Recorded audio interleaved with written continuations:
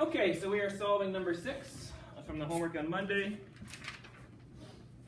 This is a rifle that is fired horizontally, and the key here is that it's a horizontal fire, and it travels 200 meters. So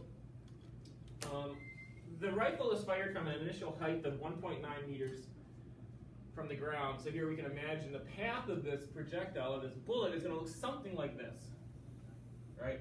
Until it hits the ground right here. It says it travels 200 meters before hitting the ground.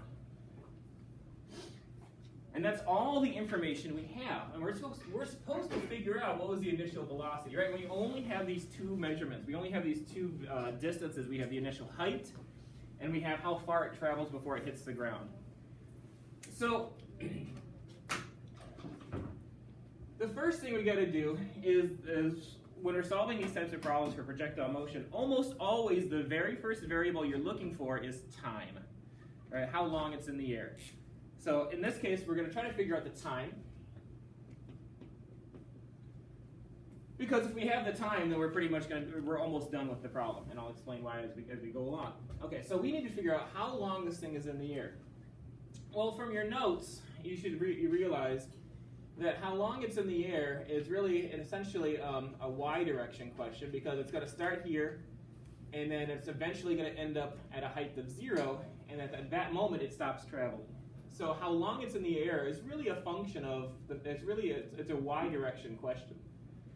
So we're going to have to use our distance formula, and we're going to have to set this thing up in the y direction only, and then solve for time. So to show how that looks like, it looks like this.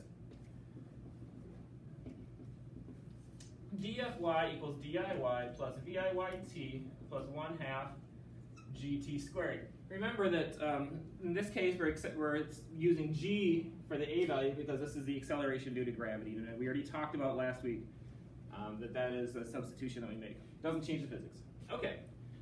I only put the y's in here to really make it obvious that this formula has to only be in the y direction. The y direction motion is completely independent of the x direction, and this is what happens for the rest of the school year, is that you have to keep x motion and y motion completely separate. So the equations have to be all in the y direction, or they have to be all in the x direction. What I'm going to do is I have to set a reference frame. My personal preference is to set positive to be the initial direction. Now in the y direction, it initially moves downward, so I'm going to call downward positive and upward negative. You don't have to do it that way. You can switch it if you want to, and your answer will turn out fine. You have a question? Oh, just moving the air? Okay. So if I'm going positive down, that means that initially it's at a position of 0, and it eventually reaches a position of 1.9. Like that's the height. So now I can see that I'm interested in when 1.90 equals, well, the initial position is 0. If it's going horizontally, what's the initial y velocity? Because you're smart, Owen would say. 0. 0, right? Because it's not moving in the y direction. This is why it's important to separate it. It definitely has x velocity, but it has no y velocity. So this is 0. You can see that these two terms are going to go away. Okay? So these two terms are going to go away. We know that g is 9.8 meters per second squared. So what it's going to look like is this: 1.90 equals 1/2 gt squared, which means that 2 times 1.9 all over 9.8 equals t squared. Right? I just multiply both sides by 2 to get rid of this. I divide by g to get rid of that. And now we can see that t is just the square root of this.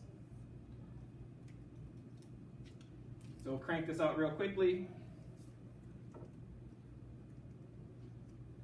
Anybody else get 0.623? Okay, so 0.623 seconds. This bullet is in the air for 0.623 seconds. And again, that's the first thing you want to solve for is the time. And now, just think about it logically. This bullet has to travel from this position here, a position of 0 in the x direction, has to travel 200 meters in this amount of time. That's the only time it has. So now we can look at the distance formula in the x direction. I'm just going to write the whole thing out, and you're going to see that most of it goes away.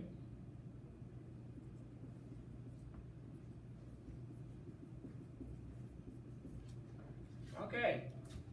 In the x direction, it initially goes this way, so I'm going to call this direction positive, this direction negative. It doesn't really matter because it's only going this way.